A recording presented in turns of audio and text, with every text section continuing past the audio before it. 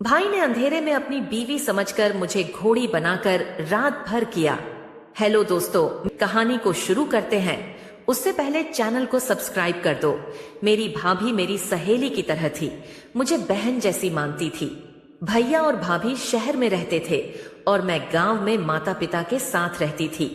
भाभी ने अपने बेटे के जन्मदिन के लिए मुझे 4 दिन पहले ही बुलाया था। उसकी शादी को 5 साल हो चुके थे और उसके बेटे का पहला जन्मदिन था, जिसे वह बड़े धूमधाम से मानने वाली थी। उसने खास मुझे फोन करके बुलाया था और बहुत रिक्वेस्ट किया था। जन्मदिन वाले दिन मैं तैयार होकर भाभी के घर पहुंची। डेकोरेशन हॉल में जाते ही भाई ने मुझे गले से लगा लिया।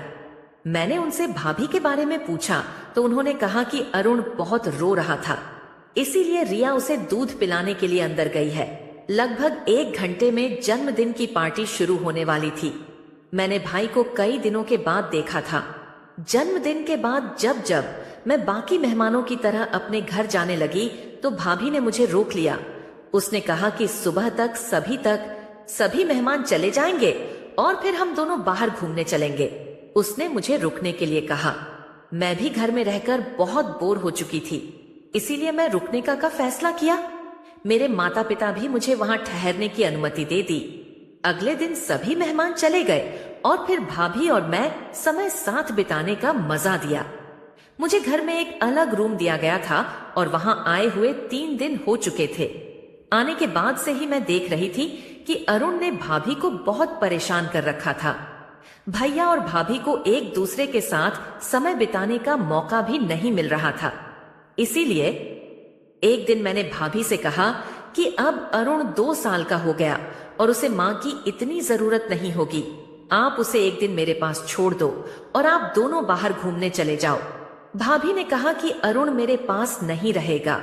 मैं उससे वादा किया कि मैं अरुण की अच्छी तरह से देखभाल करूंगी। फिर मुझ पर भरोसा करके भाभी अगले दिन भैया के साथ बाहर चली गई। उसे दिन अरुण पूरे दिन मेरे पास था।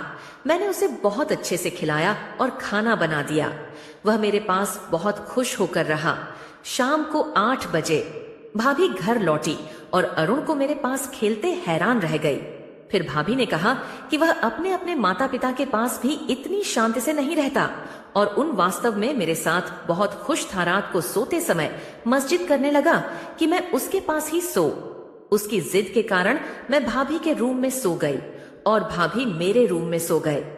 आधी रात को अचानक मुझे अपने शरीर पर किसी का हाथ महसूस हुआ। पहले तो मुझे लगा कि वह अरुण होगा, लेकिन धीरे धीरे मुझे समझ में आया कि यह किसी बड़े आदमी का हाथ है। जब मैं उठकर देखा तो सामने भाई खड़े थे।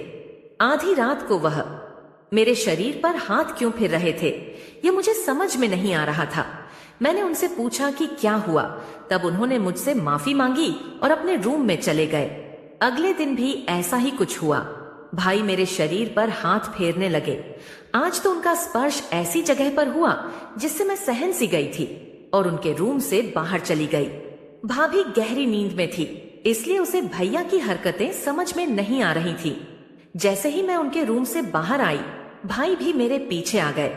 मैंने उनसे कुछ कहने की कोशिश, तभी उन्होंने कहा कि सॉरी रोशनी, मैं तुम्हें रिया समझ लिया। रात के अंधेरे में उनसे गलती हो गई होगी, इसीलिए मैंने उन्हें माफ कर दिया और फिर से अपने रूम में सोने चली गई। कुछ दिन बीत गए और अरुण मेरे साथ बहुत दिन। सुबह नाश्ते के समय मैं भाभी से कहा कि अब मुझे घर जाना चाहिए। भाभी ने कहा, रोशनी प्लीज मेरे लिए कुछ दिन और रुक जाओ, मुझे 1 महीने का एक कुकिंग कोर्स ज्वाइन करना है। अब अरुण तुम्हारे साथ अच्छा गुल मिल गया है, इसीलिए मैं तुम्हें बता रही हूँ। तुम उसकी देखभाल करोगी तो मैं निश्चिंत होकर अपना कोर्स पूरा कर सकूंगी। पिछले 3-4 महीना से मैं यह कोर्स करना चाहती थी, लेकिन अजय जी किसी के पास भी नहीं रहना चाहता था। अब जब तुम यहाँ हो तो मैं अपना कोर्स आराम से कर सकती हूँ। कुछ ही दिनों की बात है, दोपहर में 2 घंटे का मेरा क्लास होगी। आप ही मुझे विनती करने लगी। तभी भैया बोले, रोशनी तुम रिया को अपनी दोस्त रहती हो तो अपनी भाभी के लिए कुछ दिन और रुक नहीं सकती। उनका आग्रह बढ़ता जा रहा था, इसलिए मैं वहां रुकने का फैसला किया। मैंने उन दोनों को हाँ कहा। फिर भाई ऑफिस के लिए निकल गए उनके जाते ही भाभी ने मुझे गले लगा लिया और धन्यवाद किया। उसने कहा, तुम्हारे सहयोग से मैं अपना कोर्स पूरा कर सकूंगी। ये कोर्स कुछ ही दिनों का है। एक बार जब मैं कुकिंग सीख गई तो धीरे धीरे अपना खुद का बिजनेस खड़ा करूंगी। भाभी का आनंद देखकर मैं भी खुश थी। एक दिन दोपहर को भाभी अपने क्लास के लिए गई थी। उसे समय अरुण मेरे पास था। अचानक वह रोने लगा तो मैं उसके लिए दूध लाने के लिए किचन में गई। दूध गर्म हो रहा था और मैं किचन में खड़ी थी। अचानक भाई ना जाने कहां से आ गए और उन्होंने पीछे से आकर मुझे जोर से गले लगा लिया। एक पल में ही उन्होंने मेरी गर्दन पर जोर से कट किया। उनके काटने से मेरी गर्दन में जलन होने लगी। मैं जोर से चिकी और पीछे मुड़ी। तब भाई मुझसे दूर हो गए। मुझे देखते हुए बोले, तो मैं तुम्हें रिया समझकर गले लगा लिया। तुमने रिया के कपड़े पहने थे इसलिए मुझे गलत फहमी हो गई।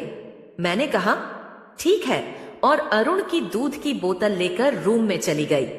कुछ देर बाद भैया अपने कमरे में आए और मेरी गर्दन पर लगाने के लिए बर्फ लेकर आए। उन्होंने कहा, रोशनी, मेरी वजह से तुम्हें चोट लगी, मुझे अच्छा नहीं लग रहा। मेरी गलती की सजा मुझे मिलनी चाहिए। ऐसा कहते हुए वह अपने हाथ से मेरी गर्दन पर बर्फ मिलने लगे। उनकी नजरें कुछ ठीक नहीं लग रही थी। तब मैंने कहा, भाई आपकी मदद के लिए धन्यवाद, अब मुझे अच्छा लग रहा है। फिर मैं बोली, भाई कुछ घंटे पहले तो आप ऑफिस गए थे, आज इतनी जल्दी घर कैसे आ गए? इस पर उन्होंने कहा, आज ऑफिस में ज्यादा काम नहीं था इसलिए जल्दी घर आ गया। उनकी बातों पर सहमति जताकर मैं उनके कमरे से बाहर निकल आई और अरुण को दूध पिलाकर सुला दिया। कुछ देर बाद भाभी घर आई। शाम को चाय पीते समय हम सब साथ में कहा, रात को हम डिनर के लिए बाहर चलते हैं। ये कहानी कैसा लगा कमेंट में जरूर बताएं और चैनल को सब्सक्राइब कर दो।